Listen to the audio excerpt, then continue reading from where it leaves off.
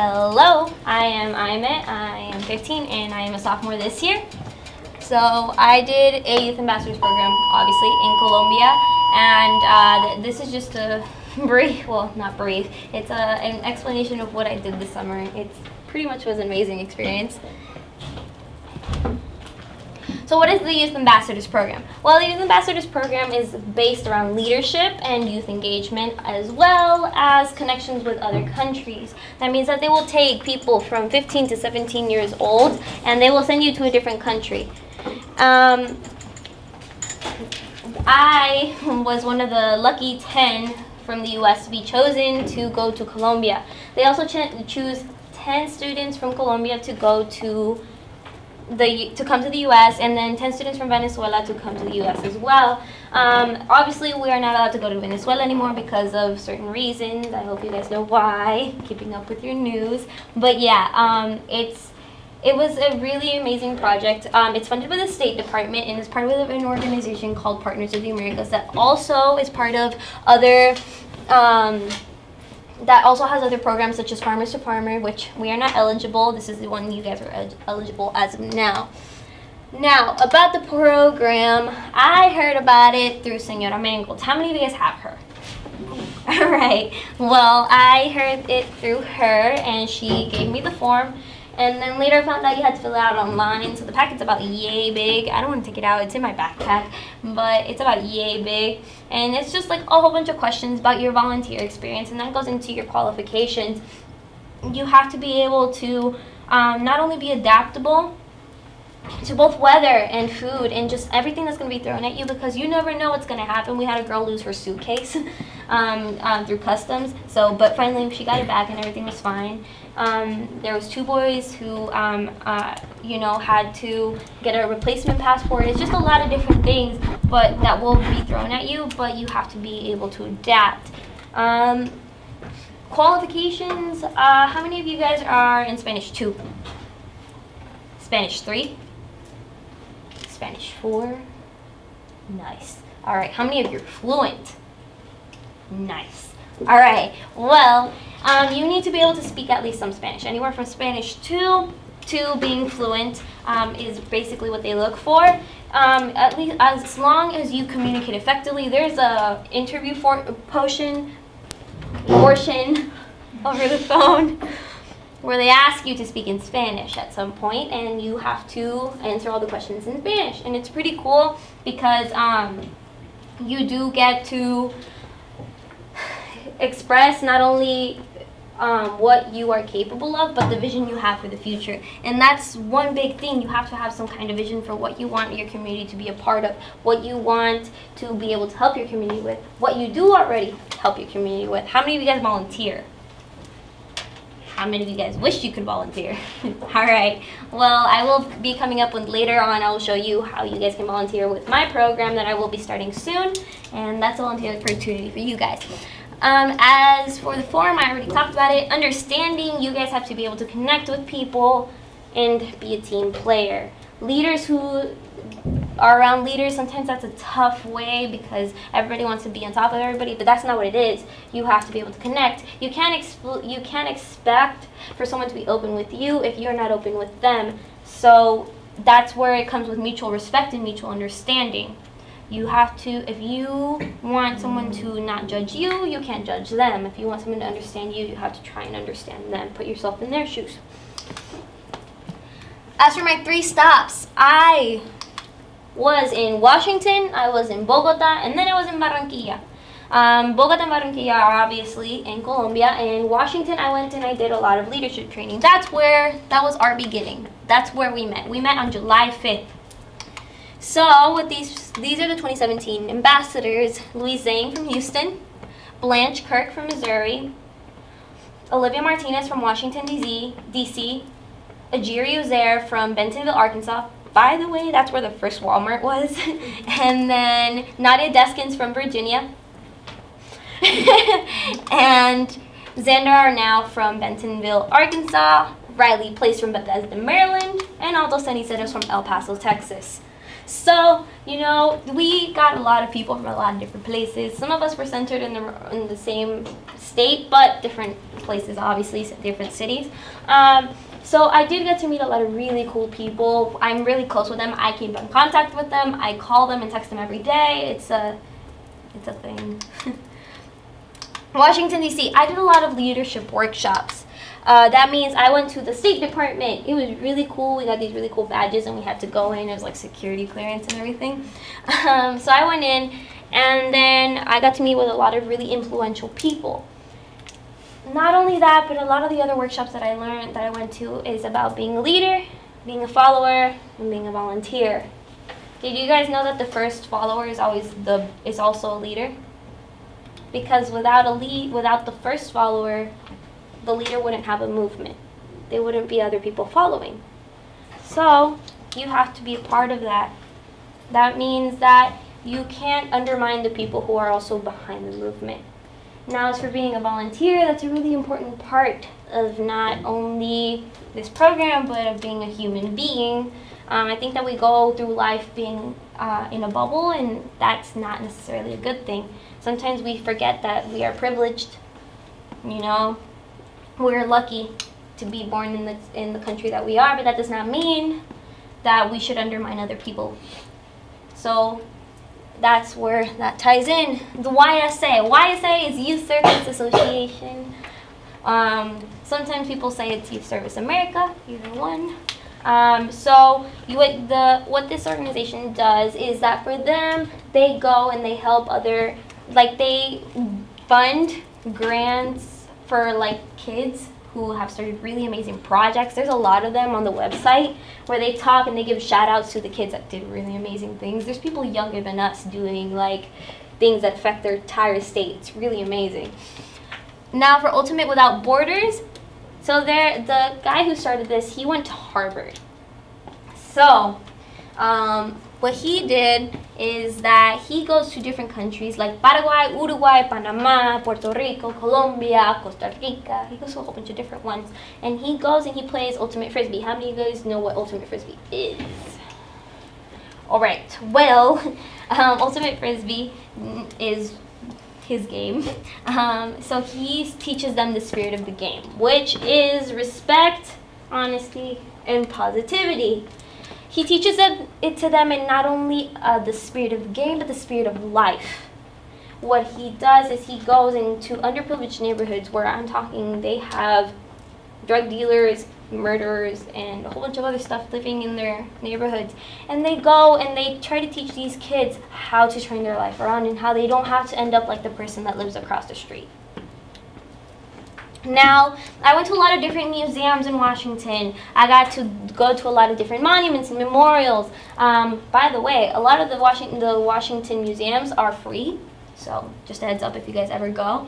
But it's really cool, and I got to learn a lot about our history that I didn't know some things. And well, my favorite monument was the MLK monument. Now, does anybody know why the monument isn't finished?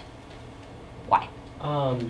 The artist working on the MLK statue or whatever, he said that he wouldn't finish it until MLK's dream came true. Who told you from the other classes? Oh no, actually. Okay, that's I'm really good. Smart. Okay. Yeah. Thank you. That's good. I'm glad. Well, that's the third right answer today. So, yes, the artist who did design the monument said that that it could not be finished because his movement was not yet finished. So I think that's really interesting. Now, my overall takeaway from Washington was that, in general, it takes a lot to be a leader, it takes a lot to be a follower, and it takes a lot to be a volunteer. That does not mean that you cannot do it. It also prepared me for a lot of things I would encounter in Colombia. It prepared me for the stuff that I would see, for the people I would meet, and how in general to be able to apply everything I learned in Washington to my experiences in Colombia. Now, mutual understanding, commitment to service, leadership, and long-term engagement. That is what this program is about. To learn, you must unlearn. Everything you think you know about this country, everything you think you know about yourself, and everything you think you know about this country's people, throw it out the window. You don't know it. to learn, you must unlearn everything you think you know, because you're not going to go in thinking that you know everything just because of what you heard on the internet, what you've seen on Narcos, which you guys probably shouldn't be watching. You can't go in doing that. You have to learn there. It's not your classroom. These are real people, and these are real places, and you can make a real impact with your words. You use it wisely. You can go in. I remember we read this article about this girl who went to a country in the Middle East, and how a little girl was telling her how she couldn't, she was a college student, and how a little girl was telling her how she couldn't have a boyfriend because her parents told her no, it's not part of it. And for those of you you later will learn about Islam and everything, well, she told the little girl that it's okay to have boyfriends and it's okay to kiss, but in their religion, that's not what it is. In their culture, that's not what it is. So, once again, you can't be ignorant. You can't, just because it's your norms doesn't mean to them it's their norms. And that also goes into, you're not going to go in with the I'm here to save you attitude. Yes, you are from the United States, and yes, you come from a very nice country, but that does not mean that you can go into a different country and be like, I'm your savior. I'm here to save you. You are not there to save them. They're going through their life, whether it be good, bad, and considered up to standard with yours or not. They are living their life, and they are surviving, and that is that. They don't need you. But if you go in as a human who's trying to do good, not as a savior, a person who's also trying to learn, you can get a lot, and you can give a lot. Volunteering is the rent you pay for your place in this world. That's a quote by Muhammad Ali. Now, this quote talks about how if you guys, let's say you guys have a house, but you guys pay for it through volunteering. Do you guys live in a shack, or do you live in a mansion? That's the real question. You guys don't have to answer it, just think about it. Do you live in a shack, or do you live in a mansion according to how much volunteering work you do? That's a big thing. You can't go through this world thinking you're the only one. You have to be able to go through and help other people. You have to be able to go through and be acceptant and know that whatever you have to be able to give to other people as well. You can't be selfish. The world does not revolve around you. And maybe it seems like that, and maybe you live in a little bubble, but that's not what it is. And then you also cannot give someone something. You have to give them the tools and the advice and teach them how to achieve it. Has anybody heard the quote that if you give somebody a man a fish, you feed him for a day, but if you give him a fishing rod, you feed him for a lifetime? Yes? All right. Well, that's what this applies to. We go to a different country, and you can teach them. You can teach them, and then later have a long-term goal, long-term solution. That's what you're looking for, a long-term solution. The short-term, sure, it solves a problem for that instant, but then later and after that, after you leave, what's going to happen? You can't feed somebody, and then after you leave, and not teach them how to cook, and then after you leave, what's going to happen? They're going to starve. That's what you have to think about. And also you have to strive to understand. You have to be understanding of people. Like I said before, you have to make connections. That's a big part. Our midway, I went to Bogota. Now, it was a big cultural shock going there. There's a lot of different things. To me, it's kind of like because my family is from Mexico. So some things were similar, but at the same time, some other things were kind of like I hadn't seen that before. Like a lot of vocabulary was also very different. One big thing for them is that there's really strong family ties.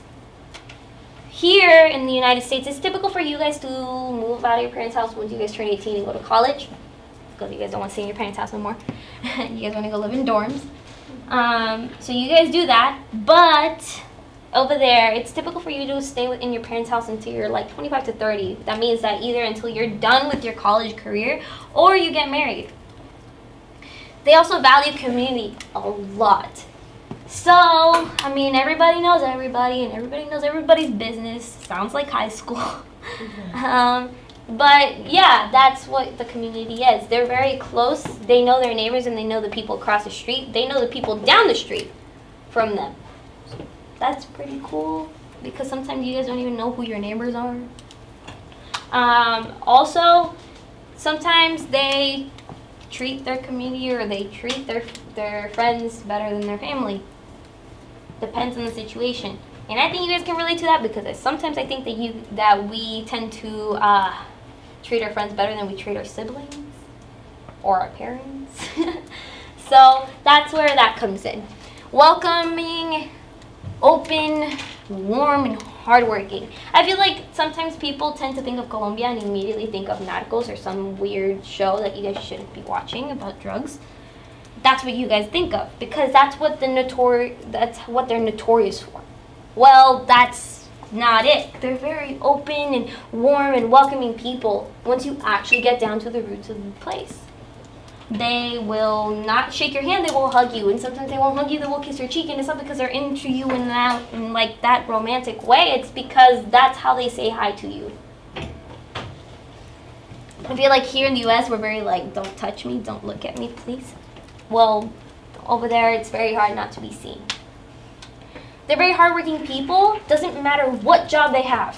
They could be a trash man for all it is, and they will be proud of their job, and they will work at it as hard as a job that will earn them more money, because they know that that's their job. That's what earns them money. They're appreciative of what they have. They value their history and country and culture, and it's really amazing. I think that they value it just as much as we do, because honestly, I was not there on Colombian Independence Day. I was in Barranquilla, but I have a friend who lives in Bogota. And so we got to know what they were doing in Bogota. It was like jets flying across the sky and a whole bunch of different like fireworks, and people had the flags painted on their faces. They had like marches and floats and everything, and then later they had people wearing like different teams from Colombia. They had the confetti everywhere. Sounds like the 4th of July. So it was really nice to see that, you know, a country that's completely different. They value their culture and just in general who they are as much as we do. The Colombian ambassadors. Okay, so my flight was delayed from Washington to Miami because there was a fire in the control center or control tower of the Washington airport. So our flight to Miami got delayed like 4 hours. And then on the flight to Miami to Bogota, they almost did not let us board because there was a problem with the tickets because they overbooked it. But then everything was solved, everything was good. We were able to get on the plane.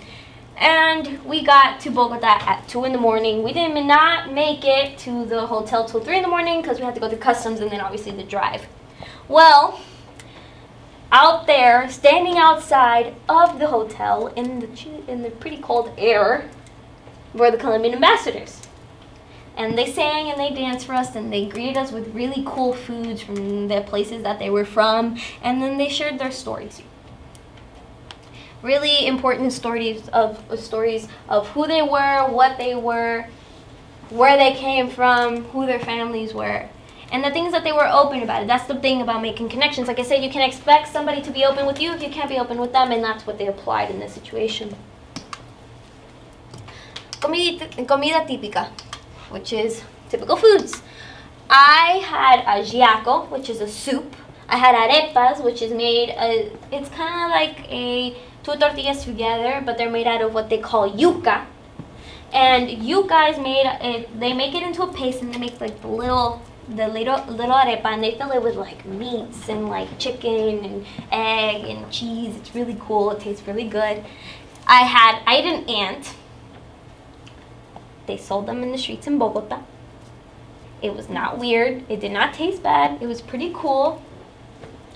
And then I had a bandeja paisa. Well, actually, no, I did not eat it.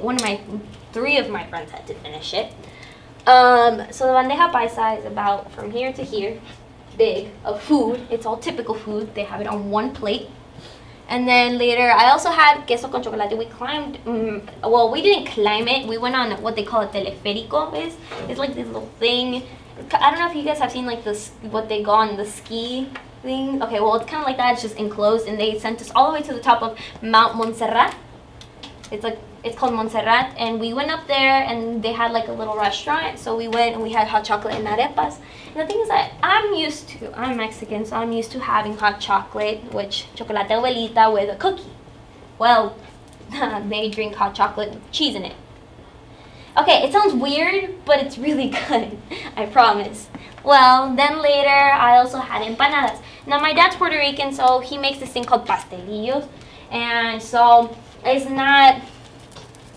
doesn't look like, the empanadas did not look like the empanadas that my mom makes. My mom's Mexican, so it's like, or like that my grandma makes, so it's really different. I was like, well, but it was really cool to compare what it is in different countries. And then mondongo, it's this like banana potato thing. I think it was weird. I don't eat it. I personally do not eat it. So, but I don't know. And then cuy. Okay, so different parts of Colombia eat guinea pigs. Yeah, it's the same in Ecuador. Ecuador also eats guinea pigs. So, but okay, that's I did not eat a guinea pig. I ate a guinea pig shaped chocolate. Because if I ate a guinea pig, I would probably cry. I was like, that's a pet. That's not a plate. Not about it. So, but I did get to eat that cute little chocolate, and I still felt bad about it. Well, then after that, I went to this place called Fundación Formemos. Now, Fundación Formemos is this really awesome place where these kids, all the food they eat there is grown and raised there. That means they have cows, goats, chickens, pigs, bunnies, everything is there. And they have to clean the eggs, everything they eat, there. They do it. Then, also, the coffee there, they sell coffee there. Well, the thing is that every student, sometimes they get doubled up or sometimes it's their individual plant. They get a plant of coffee, and then they get to take care of it. And then finally, when they can, they pick it, they process it, they roast it, they grind it, and then they package it, and then they put it out to sale on the market outside of Fundación.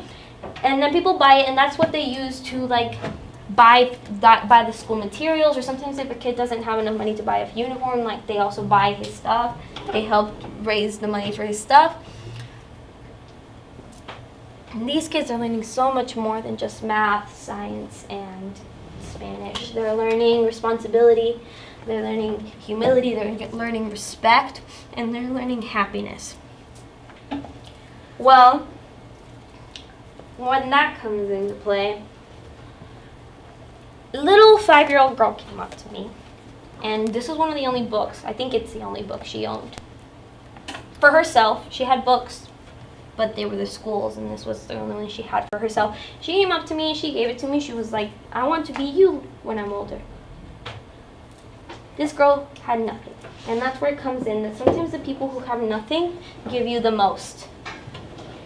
Sometimes the people that don't have anything at all will give you the most, and that's where you realize that sometimes you live in a bubble, and sometimes you're hesitant to give something away, but you have so much more. And that's the crazy part, right? I've never seen happier faces than these kids. They don't have phones.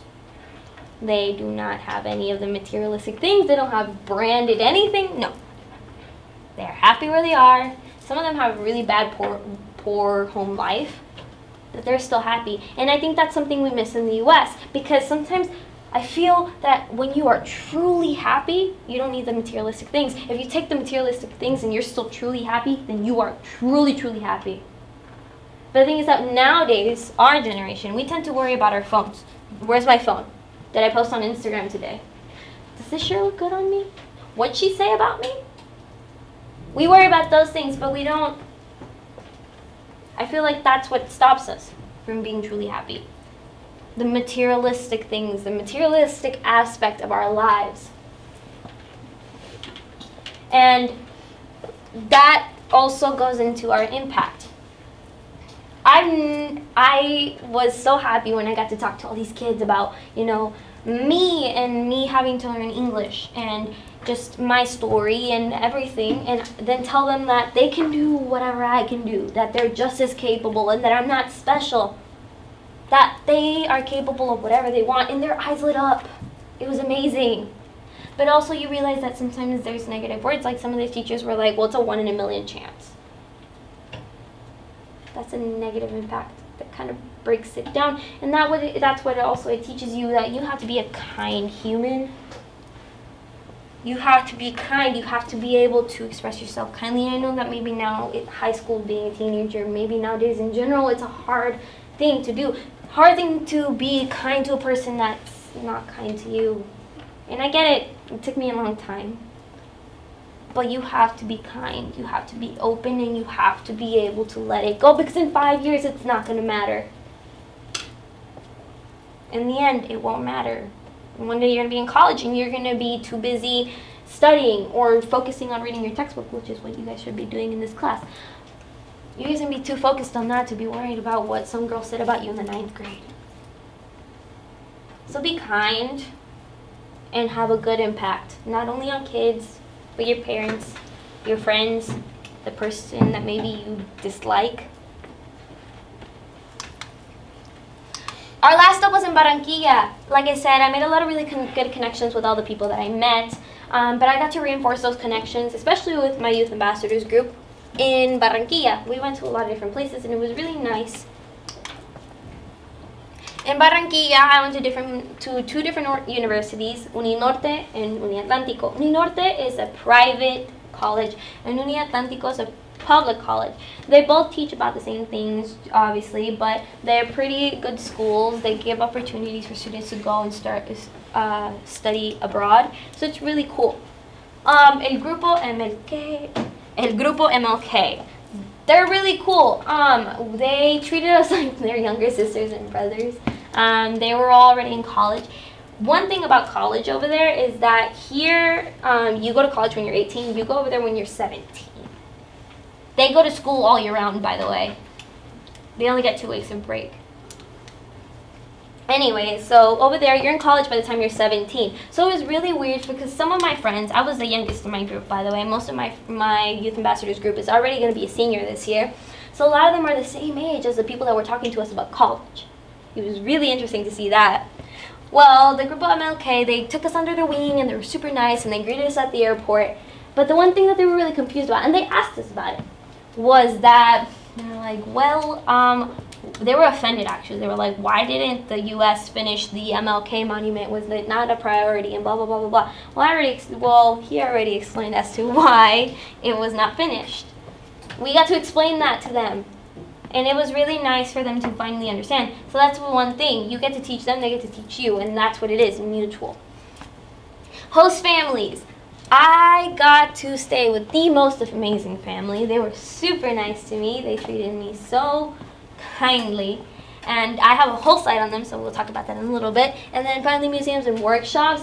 Wow, the museums over there are amazing. I went to 3 different ones. I went to El Museo Nacional, which is the National Museum. I went to El Museo de Oro, which is the Gold Museum, and El Museo del Caribe, which is the Caribbean Museum. All 3 of them were amazing, and it's really cool to see the kind of culture they were proud of, what things shaped them.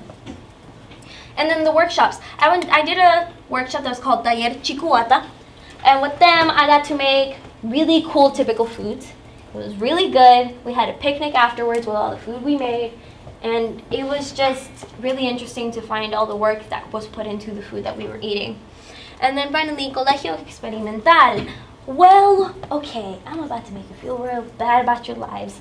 These kids learn English, French, German, Italian, Latin, Greek, and Russian. 7 languages. They start taking philosophy when they're in the 6th grade, and by the time they're 11th graders, they're taking philosophy in Italian. Yeah, it's crazy, and they're super smart. Now, the one thing about this school is, for example, this is very unique about them. Well, the economic sectors in Colombia are divided in 6 parts. 1 through 3 are below average, 4 is average, and 5 through 6 are above average. So that means that those are the rich, the elite. Well, the school only takes the gifted students that are in the sectors 1 through 3 that want to continue their education, but they just cannot afford it. So this also provides them with different opportunities and different scholarships and grants for them to be able to study abroad, to do exchange programs, and for them just in general to follow their dreams. A lot of these teachers that teach there, they went to that school. So it's really cool. Juan Fe. Now, I talked about this to the other classes, and I'm going to talk about this with y'all. I did not start speaking English fluently until I was in the 2nd grade. Like, I had learned how to speak already, kinder and first, but like I was still having some trouble with some words. And even sometimes I trip myself up in like now. But in 2nd grade, it was like finally when I was speaking fluently, everything was fine. Like I was speaking greatly, and I pronounced everything right. I did not confuse words as much as I used to. And it was really interesting because like I think that my push was being in a really, there was not a lot of minorities in my school. So I think that was the push for me, you know, being in such a small environment and sometimes having some kids being mean to you because you said something wrong. Well, that pushed me to learn Spanish. And now I read, I write, I speak, I understand both languages equally. Sometimes one more than the other. I'm currently trying to learn sign language. And then after I learn sign language fluently in English, I want to learn it in Spanish. And then for a while I was interested in Italian, and I want to pick that back up again. So that really did push me to continue with my education, and that's a big part of me. And well, when it comes to Juan Fe, my biological dad, not my Puerto Rican dad, he was abusive when I was younger. So a big part of me being able to connect with Juan Fe was these girls are so strong. So strong. Cartagena, which is the city where Juan Fe is they had the highest infant mortality rate, one of the highest and in the world. And it was really interesting because through them I got to learn that they dropped that down by 80%. That foundation helped to drop it down by 80%. What they do is that they give child care and health care to the kids, and then the young moms get to learn trade jobs so that way they can move forward with their kids. A lot of these moms live in shacks. So I'm talking to live in poverty at the moment, but they're still trying to move forward. So I was able to tell a lot of their stories. A lot of these girls were living in really bad home lives. They had really bad home lives. They were in abusive relationships and all that. And to have to tell their story, it was hard. It was heavy because you relate in some way. But that was a big part of what this means to me, because after one of the moms got done telling her story, one of the heaviest stories I had to translate, she gave me this, and she told me, "Thank you for translating my story." Now, she makes those so she can sell them to be able, she was saving up for an apartment, I think. So she makes them and so she could sell them and move forward. She sold them along with her mom. And that, once again, ties back to sometimes the people who don't have a lot will give you what they have. It does not matter. My host family. Wow, I am so grateful to them for letting me stay with them and being able to like get to know them. They are truly amazing people, and I'm so happy that they trusted me and that they opened their home to me. Now, open home equal trust is a big part. They opened their home to a complete stranger. That means that they trusted me to follow the rules, respect them, and respect their home, which I did all of those. And that's also, I just want to say that you cannot take advantage of trust. I could have easily done that, but I did not. If you sign up for this program, you are representing the United States. It would not look good on you if you decided to, do stuff you're not allowed to, or you're not supposed to, and it's wrong. So that goes into, don't take advantage of people's trust. People give you trust for a reason. Don't break it. Now, Señora Esther, which was my host mom, Michelle was my host sister, and the Señor Guzman, which I don't have any pictures with him up here because he was a lawyer and he would go to work really early in the morning. By the time I got home to go to sleep, he would already be asleep because I got home pretty late. And then finally, on Family Day, I'm Catholic, so it was really interesting to go and see their Jehovah's Witness convention. Like I said, I just had never noticed. I had never been to those kinds of things. I gotten used to the Catholic Mass, so that kind of thing was really interesting. And that's where this class ties in. You guys learn about the why of where. Why this religion is centered here. Why is this architectural structure here? All those things. Don't take that for granted. In this class, literally, it helps you get rid of that ignorance that sometimes we tend to have. It helps you understand things that you see in the media. It helps you make connections. And in reality, it's a really big thing all in all, because you are able to understand the rest of the world in different eyes. And supportive and strong bond. I still talk to my host sister and my host mom. My mom talks to my host mom. I call them almost every weekend. I keep up with what Michelle's doing in college. Everything's really cool between us, and I love that I have such a strong bond with them, and I was able to build that in 2 weeks. Barrio Setarabli. Okay, in this neighborhood, there is no streets. It is dirt. These kids run around barefoot. Their parents are either drug addicts or drug dealers. There are people who have killed people in that neighborhood. There are people who do very bad things in that neighborhood. And these kids run around and play in it. Now, 3 women who did not, they didn't want that for the kids of the neighborhood. They created a community center, an area for them to be able to go and, play and have a little area to learn, maybe eat if they couldn't get food at home.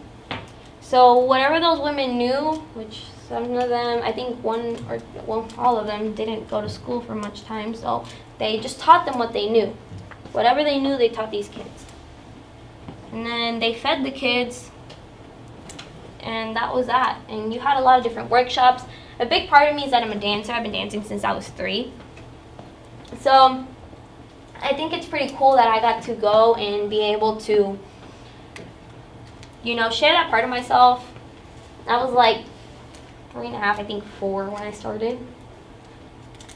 And it was like, I don't know, just to teach these kids, like, maybe a tiny little choreography. It was fun. And then later, not only that, but these kids, like the children of this neighborhood, they're so sweet. They just know that you're completely strangers.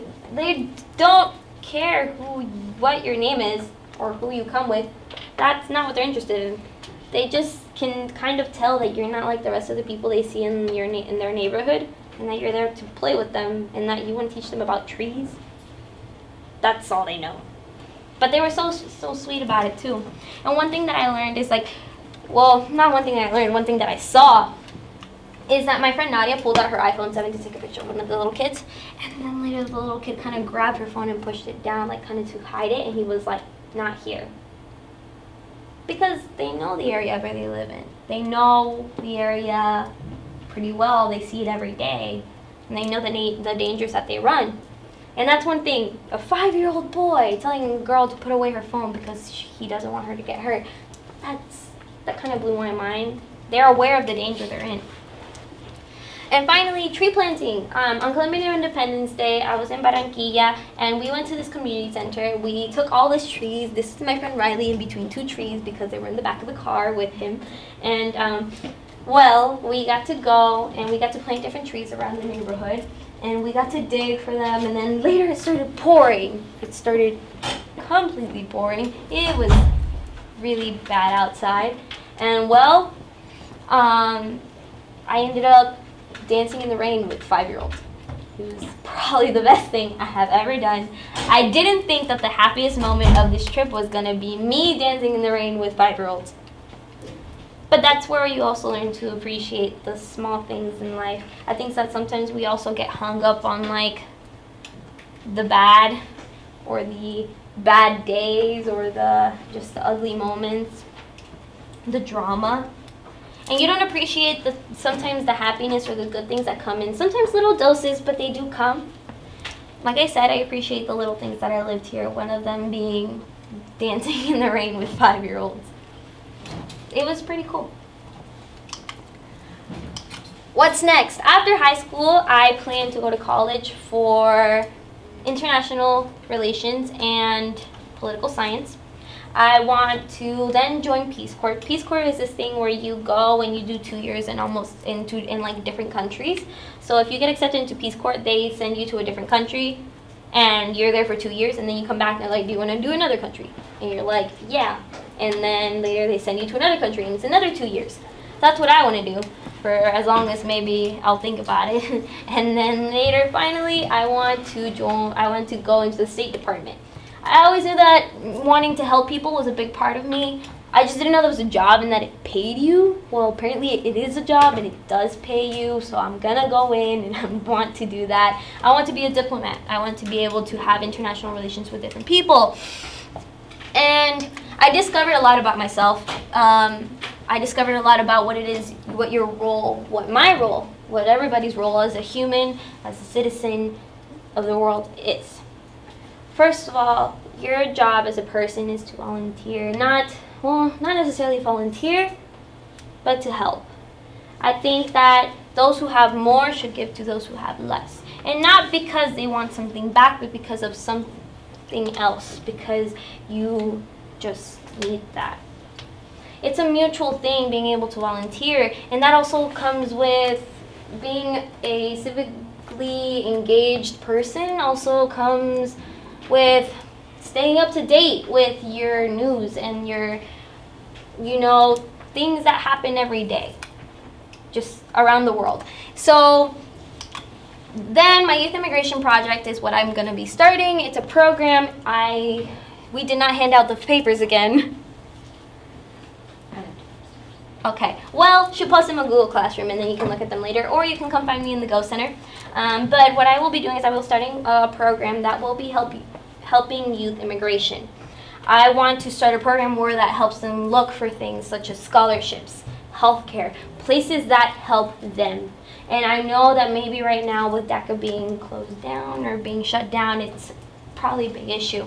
But the thing is that these kids sometimes are not motivated to look for stuff because they don't think they deserve it or that they are not eligible for it. But they are, they really are. And you just gotta look for it, and that's what I'm gonna be doing. Willing volunteers and strong connections to community, that is what I need. I need people who are willing to do this with me. Not to work for me, but to work with me. It's a big part of, being able to raise this program up from the ground. It's fresh meat. It's not even a thing yet. And it's something that we're really missing. So if you are interested, you can come find me in the Go Center tomorrow at lunch. I think today was closed, so we went somewhere else, but I will be in the Go Center. And if the forms, the volunteer questionnaire will be online. She will post it on Google Classroom. So if you want to fill it out later and print it out and fill it out, you can just give it to me when you see me in the hallway. I don't bite, I promise.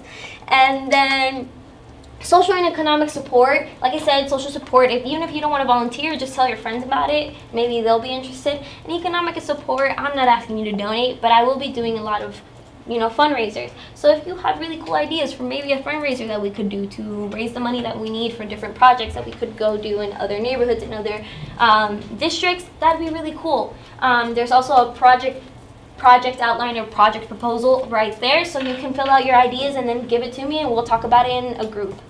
And then SDGs. You guys did not get the paper. SDGs are Sustainable Development Goals. And these started off as Millennium Development Goals. They were planning to finish them by 2014. Then they realized there was a lot more centered things that we needed to fix. So they did the SDGs. There's a lot more of them, but my project centers around number 4, number 16, and number 10, which is quality education, peace, justice, and strong institutions, and reduced inequalities. That is what my project is centered around. Obviously, there's other projects that are centered around other SDGs. How can you get involved? I already told you there will be a volunteer questionnaire, so if you want to, you can fill out your email. I will have my contact information, so if you guys do want to contact me here, this is my email, this is my phone number, and you guys can send me an email, text me, just send me your name, and then later, I would also like what class period I saw you guys in, because if not, I might not remember your faces. But just contact me, and I will let you know when we can start meeting in a group, toss around ideas to get this program off the ground. Any questions? Yes. How long were you in Colombia? I was in Colombia for a total of 3 weeks. 3 weeks. Yeah, it was really amazing. Any other questions? Can we take a picture of this? Yeah, go ahead. Anyone else?